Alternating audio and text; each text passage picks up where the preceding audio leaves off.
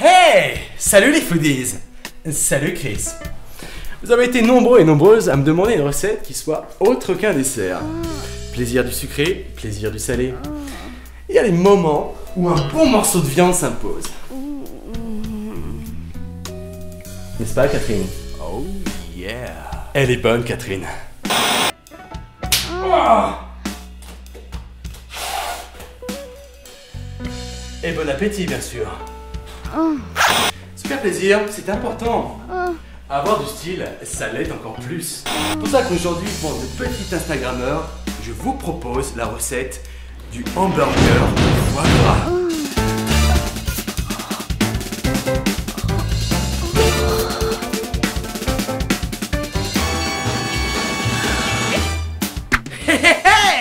Avoir un rapport sexuel avant de cuisiner, c'est toujours positif. Surtout quand on champigne de lesté. Le burger au foie gras, c'est la rencontre de la belle et du clochard dans une préparation culinaire. L'homme moderne est très rapidement blasé. Alors, il est de bonne loi d'hybrider les mets à tout va, de mélanger le plastique et la porcelaine, d'introduire le vulgaire dans le beau, de pénétrer le noble produit par l'appendice suintant de la junk food. Hot dog au homard, bagel au tourteau, burger au foie gras, les occasions ne manquent pas pour donner un peu de sens au grisâtre quotidien de nos scintillants bourgeois bohèmes. Aujourd'hui, nous nous penchons sur le célèbre sandwich d'organes abdominal, le burger au foie gras. Oh, petit détail, vous le savez très certainement, mais je souffre d'anatidaephobie. Alors, vous ne m'en voudrez pas, chers foodies, si je profite de cet épisode pour tenter de vaincre cette peur que, quelque part, un canard est en train de m'observer. À moins de vivre dans la forêt ou de souffrir d'un glaucome purulent, vous avez certainement une idée de l'aspect d'un burger. Ces petits phénomènes sont composés de 2 tranches de pain spécial et d'une garniture qui l'est tout autant. Vous pouvez les fourrer avec ce que vous souhaitez, un peu comme la Voici des pains industriels, il faut les prendre et les donner à votre chien.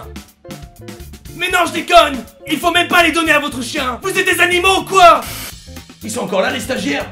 Pour ne pas perdre de temps, je vous laisse aller voir la recette des petits pains sur le site de French Food Porn, dont l'adresse est disponible dans le descriptif de la vidéo. Passons maintenant aux choses sérieuses. La sauce.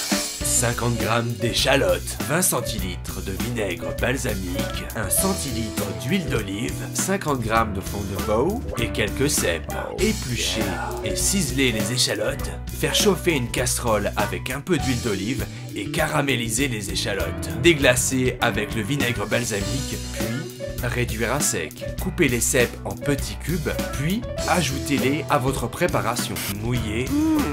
Ensuite avec le fond de veau et laissez réduire à consistance nappante. Un peu de sauce barbecue? La vie est cruelle. Il ne faut pas se laisser abattre. C'est pourquoi nous allons réaliser un double nappage. Une sauce cèpe échalote et un chutney à la poire. Ah le con! Le chutney à la poire. Oh yeah. On coupe les poires en petits cubes et on hache les oignons en fines rondelles. Les rondelles, c'est la vie.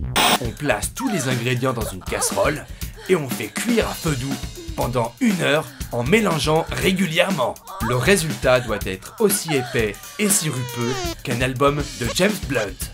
Les protéines animales, 600 g de magret de canard, 250 g d'escalope de foie gras de canard cru, du sel et du poivre. Les enfants, vous vous demandez certainement d'où provient cette pâte dont se gave tant Agathe lors des fêtes de fin d'année. Ouvrez bien grand vos oreilles, je vais vous expliquer d'où provient le foie gras. Longtemps, ma mère m'a raconté l'histoire de Gégé le fermier, l'inventeur du foie gras. Un brave homme qui aimait à placer quelques graines sur le bout de son sexe afin de les pousser dans la gorge de ses pauvres canards. Mais ma chère maman s'était bien trompée, puisque les Égyptiens semblaient pratiquer la gorge profonde sur palmipèdes bien avant Gégé le fermier. Qu'il soit grec, romain, égyptien ou français, l'homme semble depuis longtemps avoir envie de placer son stick au fond de la gorge des gallinacés dont il croise le chemin. Pour gaver une oie ou un canard, c'est très simple. On attrape la bête et on lui introduit le membre le plus loin possible dans la gorge. On lui injecte, en prenant soin de perforer le cou et l'œsophage, un demi-kilo de maïs humide en 5 secondes. Suite au gavage, l'animal est pris de diarrhée et de vomissement. Avec son foie hypertrophié qui atteint quasiment 10 fois son volume initial, la jolie bestiole a du mal à réguler la température de son corps. Les sacs pulmonaires sont compressés, la respiration est difficile et ses déplacements pénibles. Mais ça tombe bien parce que la majorité des canards sont maintenus dans des cages individuelles de la taille d'une feuille A3. À quoi bon se déplacer? Stress, agressivité, alimentation déséquilibrée, taux de mortalité 10 à 20 fois supérieur au taux admis, c'est la fête. De nombreux pays ont interdit la pratique du gavage.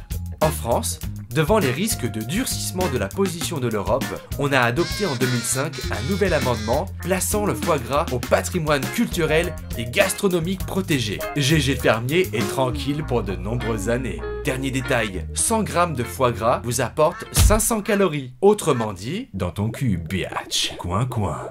On retire le nerf et le gras, on hache le magret au couteau et on forme des petits cubes. On prend un morceau de foie gras que l'on taille en dés et que l'on mélange à la viande afin de nourrir la chair et de la parfumer. On place la préparation dans un cercle en inox de 10 cm de diamètre. On assaisonne le burger et le foie gras de poivre et de sel. On prend la peau du canard que l'on place dans une poêle bien chaude pour qu'elle rende son gras. On place le burger et le foie gras dans la graisse afin que les saveurs se mélangent. La cuisson du foie gras est comparable à la pratique de la fessée érotique. Il faut donner un minimum pour dorer la viande, mais pas trop. Ensuite, la chair prend trop de couleur et perd de sa structure. C'est qui ton maître, petite coquine? Je retire ce magnifique viscère et je positionne mon pain à la place pour qu'il s'imbibe des odeurs du foie gras. Une tranche de cheddar? Le montage du hamburger. On prend la base du pain et on étale généreusement le chutney de poire. On place le burger cuisson saignante, puis le foie gras brûlé. Et enfin le top que l'on aura délicatement couvert de sauce au cèpe et à l'échalote. Oh yeah. No, God! No, God, please, no! No! No! No! On accompagne le burger au foie gras d'un petit sauterne ou d'un vin rouge très tannique. Mais ici, chez French Food Porn, on ne rigole pas avec les festivités. C'est pourquoi, moi, Jean Junior, j'accompagne toujours mon burger de foie gras d'une bonne bouteille de cristal. Il y a deux manières de consommer ce champagne. Soit dans une flûte ou une coupe modelée sur le sein de Marie-Antoinette d'Autriche, Joséphine de Beauharnais ou autre Madame de Pompadour. Soit sur le corps d'une femme. Certains spécialistes affirment que le champagne ruisselant entre les protubérances mammaires absorbe les sucs féminins et permet d'enrichir la divine boisson. C'est-il vrai?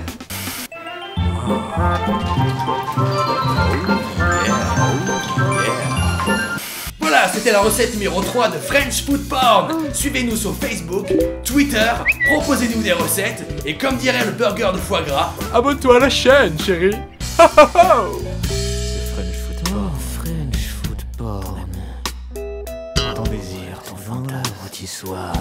Oh, le fou French Food Porn. arrête de me regarder comme ça, putain de palmipède. Je sais où t'habites.